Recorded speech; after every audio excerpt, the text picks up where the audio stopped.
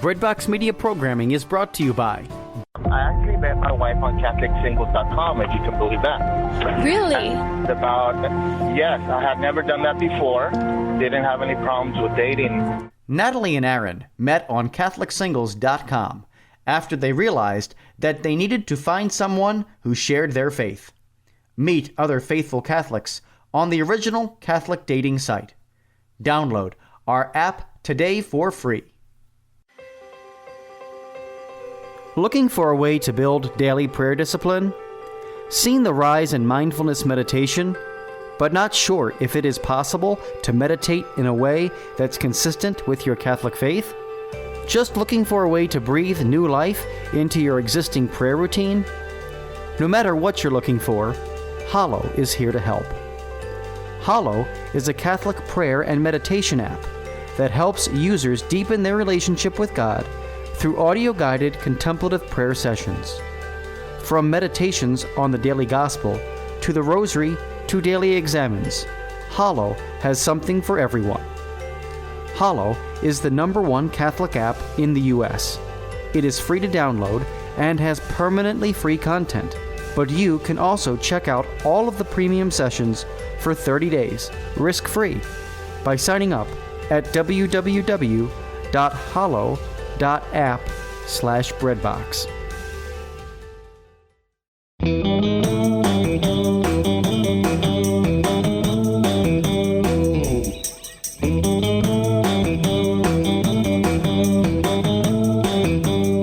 Well, hey everyone, and welcome back to the Lisa, Hendey and Friends show.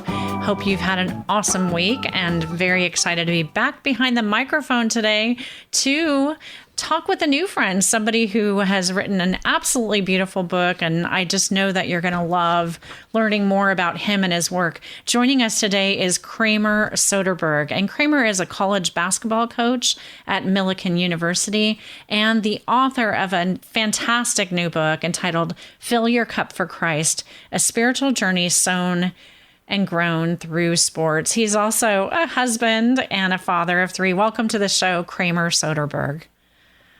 Lisa, thank you for having me. I appreciate it. It's a great honor. My wife is obsessed with your shows, your podcast, so she's thrilled that I'm on here. Hi, is it Andrea or Andrea? Andrea. Yep. She just loves it. Andrea, love back to you. So, well, I'm really psyched to have you on, and so happy to talk about this book. But before we jump into it, I guess I always like to ask people a little bit about their spiritual story, and yours plays out in the early pages of this book. But how do you find yourself right now where you are in your faith journey? In terms of your relationship with Jesus and the faith that you practice nowadays. Yeah, it's been a long journey for me. I mean, I think for most people, at least, you don't kind of find that really exciting, focused spirituality until you get later on in your life. But I was born and bred cradle Catholic. My mom and dad were both born in Catholic families, and they raised me to be your typical Catholic kid. And we went to church on Sundays and whatnot. But I think as most youngsters, you don't really know what's going on, and you maybe don't understand all that's going, or you're bored by things. So it took me quite a while to really get going in my Catholic faith. In high school, I was kind of just doing what my mom and dad told me to do, and I would go to church. In college, like most kids, I think I lost my way a little bit and stopped practicing, the faith when you're not around mom and dad. But then when I kind of came into the real world a little bit, and you get a job and you have a wife and you start to have kids, the spiritual life becomes a little bit more important, and you realize, what it can do for you. And only then did I really start to invest in my spiritual life. And then after having kind of a difficult experience or a trying time at a portion in my life after college, did I really start to dive into things. And like you mentioned, that kind of is spelled out in my book, but it took me some time, Lisa, and I'm sure for most people it does, but I'm glad I'm a 31-year-old guy, and I feel like I'm at a good place in my spiritual life. Obviously, always trying to grow and learn more and become closer to Christ. But I'm so glad that by God's grace, I was able to, get a good understanding of my faith and what I really had in the Catholic Church. It's amazing. And I think you're right oftentimes that it's in wanting to give that gift to our kids that we discover it for ourselves. One beautiful component of this book, Fill Your Cup for Christ, it comes across very early in the book as your relationship with your dad. And I love that he wrote the foreword for the book. Say a little bit more about why you decided to do that and to bring him into the project. Yeah. It was such an interesting thing for me. Just a little background for those listening. My dad's been a lifetime college basketball coach. He's coached everywhere from, Division III basketball to he was at the University of Wisconsin and St. Louis University, and now he's at the University of Virginia, and they just won a national championship 2 years ago. So he's had this awesome basketball career as a college coach. So it's one of those things where, when you're writing a book, and especially mine that has a sports theme, but it's not totally, only about sports. But I was trying to think, okay, who would be a good guy to write the foreword for it? And the more I thought about it, I said, my dad is such a integral character of this book that it might be appropriate for him to do it. And the fact that, he had just had this recent success of winning a national championship, I thought, because he was such a big part of my faith life and my journey, and he will be such a big part of this story in the book, that it would only be appropriate that he wrote the foreword. So it is probably unorthodox in the book world, in the authorship world, of having your father write the foreword, but it just seemed appropriate to me, and I felt like it was what God kind of wanted me to do with it. I don't know how you felt when you were writing it, but for me, oftentimes showing my writing to the people that are closest to me is the most jarring. Like, I can give it to 100 strangers, but, to have my husband read it for the first time was really a big thing. So I'm sure you felt that way about giving this work to your dad, although, it seems his faith journey is so strong. Now, he plays into the title for the book because of this image of the cups.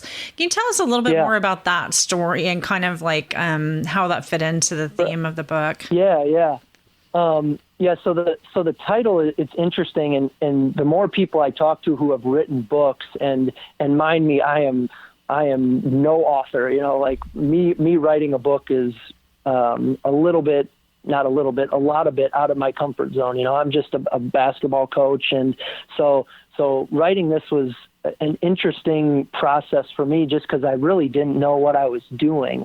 But from talking to different authors, from what I've gathered, is most of the time the title, it comes later in the process, comes at the end or the middle or whatever. But for me, the title was the first thing I received. Before I even thought about writing the book or what was going to go in it, I kind of got the title, like, okay, Fill Your Cup for Christ. This is what the title is. And then after that, I tried to kind of fill in the blanks of, okay, Lord, this is the title. What do you want me to put in it? But the title derives from way back when I was in sixth grade. We had just moved to St. Louis University. My dad got a new job as the head coach at St. Louis University, and he was putting on just your typical summer basketball camp. There was, 4th through 8th graders there, and he called together the campers at center court and was going to give a little talk. And for me, I was bummed out about it because I didn't want to listen to my dad talk anymore. I wanted to play. But he gave this presentation where he said, all right, campers, I'm going to introduce you to 3 basketball players. And we were all fired up, he was going to introduce us to the college guys. But he started pulling around in his backpack, and he pulled out a cup, and it was a big 64-ounce guzzler. And he said, this is Big John. And Big John is 6'8", and he's long and athletic. and he set him on the table. And then he pulled out the next cup and he said, "This is Jimmy, and he's only about 6'2", but he's still got some good athleticism," so on and so forth. And then he pulled out a little Dixie cup and he said, "This is little Tony, and he's only 5'10", and he's not very tall and he's not very athletic." And what he did with that analogy is he went on to say, okay, Big John, although he's 6'8", he's kind of lazy. He doesn't work real hard. Jimmy, he's athletic, but he only does the very minimum. But little Tony, he's different. He works as hard as he can. He shows up to practice early. He works extra, and he did this spectacular image that's still ingrained in my mind, where he took these 3 cups and he poured a tiny amount of water in Big John's cup, in the biggest cup. He filled the middle cup about halfway, 6 ounces or so. And then little Tony's cup, the Dixie cup, he filled that cup all the way to the top and let the water run over the top. And the point he was making with that image was, it doesn't matter how much potential you have. All that matters is that you get the most out of your potential. So whatever God has given you, whether it be a lot or a little, you have to just fill your cup to the top and get the most out of that potential. And it was just such a profound image to me that it really motivated me at that time as a basketball player, because I had all these aspirations as a young kid to play in college basketball and do all this, and it really motivated me. But only later on in my life did I realize that, wow, this image, this analogy is so profound when it comes to the rest of my life, whether it be being as a husband, as a father, as a professional, and then most especially in my spiritual life, is fill your cup to the top. Be the best dad you can be the best husband you can be the best basketball coach you can be, and then most importantly, be the best Christian you can become the best Catholic that I can be. And that's what inspired the book, that, man, all that matters in the end is getting the most out of your potential and doing all that you can do to be the best for Christ's sake. And that's the title. Well, you've mentioned more than once, and you do in the book too, that you're not an author, but I'm going to break the news to you that you're an author. So and I know what I'm talking about, Kramer. So, okay. I trust your opinion. So one thing that really struck me in the introduction to the book is you I think you probably wrote it after you had finished the rest of the book, and you went back, as authors often do. We often write our introductions at the end when we kind of have like a retrospective overview of what the experience was of writing it. And you talk about, the process of writing this book and wondering, or maybe, taking it to publishers or whatever and wondering who's your audience. And ultimately you decide that you're your own audience. I'm your audience. Yeah. I'm going to be a 57-year-old woman in about a month. I'll be 57. I'm not who you probably thought of when you wrote this book, but I was highly motivated by it. And I think about your day-to-day, your day job, where you work with young men, particularly in the coaching arena, and maybe not in an overtly religious mentorship, but the impact that you can have on lives through the sports process, to just help people to have this philosophy about their life. How does having written the book kind of make you better at that work that you do with the men that you coach? Yeah, I think it was actually, for me, it was kind of a two-way street. I think writing this book helped me become a better coach, because when you write a book, you have to take a lot of time to contemplate different things. And okay, how is the best way to communicate this to those who are going to read the book? Which in turn helps me with my players. Okay, how is the best way that I'm going to communicate, something with my players and get the most out of them? But at the same time, I think my experience as a coach, I hope, kind of led itself to help the book as well, because as a coach, you have to be able to gauge my players and figure out, okay, what do they need to hear right now, and in what way do I need to present this that is most compelling to them. And like I mentioned, I'd never written a book or anything before, and if you probably found my writings from college, they were probably C+ work. So I wanted to write this book in the way that I would coach, and I hope that my writing came out that way, that I just wanted it to be like I was sitting in front of one of my players, or I was sitting in front of, somebody who came to me for advice, and I coached them. I think as the book goes through, you probably see that more in the fourth quarter of the book, where my coaching mentality kind of comes out a little bit in the motivational side and the, really trying to push you. But I think it was a both and kind of thing. This book definitely helped me through my contemplation of, becoming a better coach and helping my players grow as obviously athletes, but also student, and then most importantly, people. And then I also think my experience as a coach hopefully lend itself to helping this come across in a way that can be easily understood and motivational. It really is. And I think I have so many favorite chapters, but one of the ones that really spoke to me was a chapter that you wrote on priorities. And I'm just wondering, for somebody who's so busy, so you've got, you're a son, you're a husband, you're a father, you're a coach, all these things that you've got going on. How do you prioritize your kind of your personal relationship with Jesus in your life? Yeah, it's challenging for sure, because it's one of those things where when you're chasing professional goals, it's so easy for those goals to kind of be put to the forefront and say, man, I got to do everything I can in this moment to try to chase down those dreams and goals that I have as a professional, as a basketball coach. But then you also remind yourself, man, I got a 5-year-old son, a 3-year-old son, and a 1-year-old daughter. And it's like, oh, these moments are going to pass by so quick. I want to give them, my all, because it's going to be gone so soon. And then you also want to give your wife everything you can. So it's challenging that way. But at the end of the day, you realize, man, oh man, all this worldly stuff is important, but at the end of the day, my eternity is most important. So then you kind of start thinking, should I give my spiritual life the most attention? And I believe you should, but the way I portray it in that chapter is God doesn't want us, I don't think, to categorize him as first on our priority list, because by doing that, we kind of minimize him to one category. And if we do that, how much is enough for God? And I start thinking about, okay, if I go to adoration in the morning for 30 minutes and say my prayers at night, is that enough for God? I don't think so. I think God wants all of me in every second of my life. So the way I kind of managed that chapter was to bring a message of God doesn't want to be first on your list. He wants to be a part of every aspect of your priority list.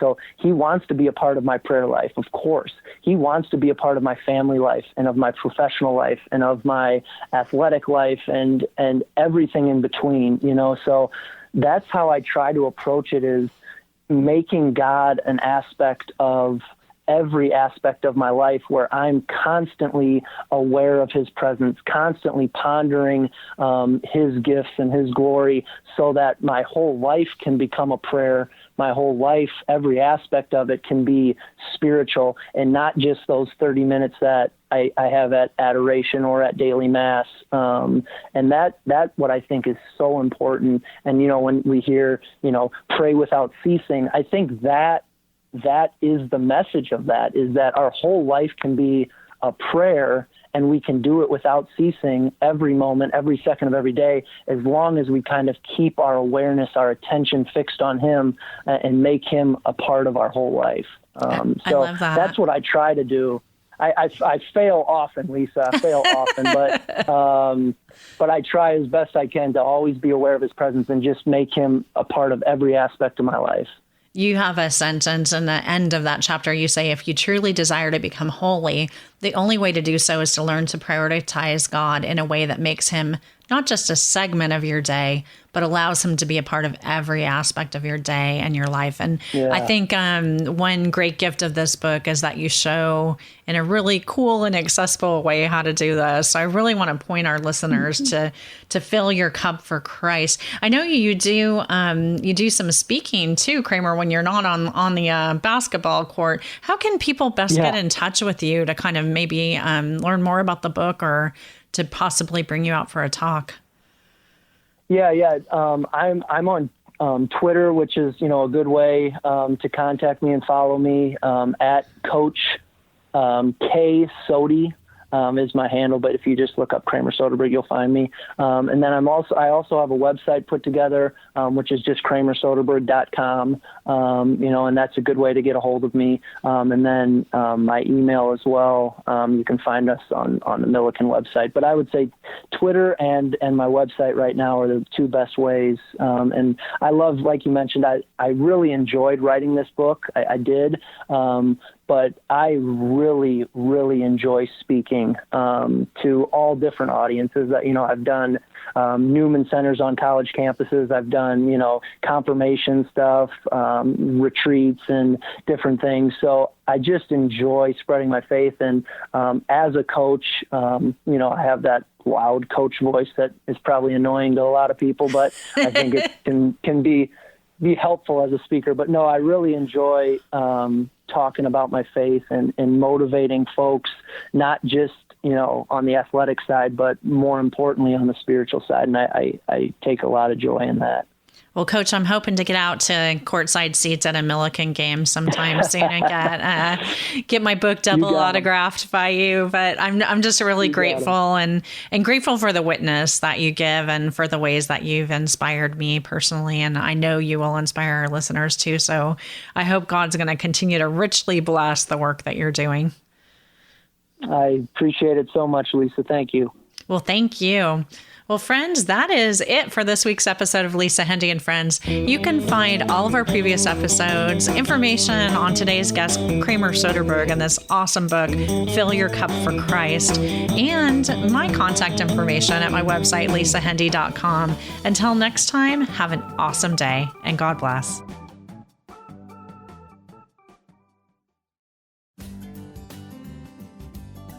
Looking for exceptional coffee delivered fresh to your door? We have the answer. Our friends at Grim Bean Coffee produce small batch artisan coffee using top-tier coffee beans. The coffee is roasted when you order, guaranteeing the freshest coffee possible. Check out Breadbox Roasts, a new line of Catholic-themed coffees available at www.grimbeancoffee.com/Redbox Media. Experience coffee like never before.